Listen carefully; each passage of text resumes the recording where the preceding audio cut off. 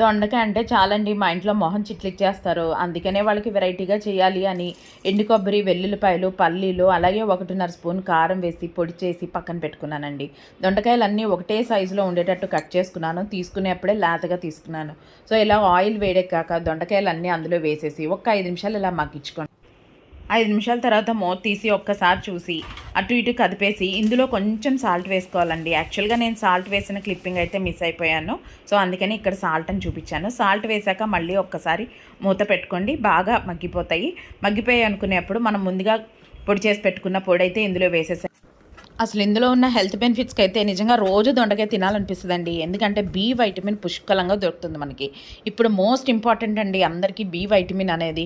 Covid వచ్చిన తర్వాత చాలామందికి బి వైటమిన్స్ డెఫిషియన్సీ ఎక్కువగా ఉంటుంది. సో నచ్చితే లైక్ చేసి, షేర్ చేసి, సబ్స్క్రైబ్ చేయండి. మరిన్ని వీడియోస్ మీకు అప్లోడ్ చేస్తాను.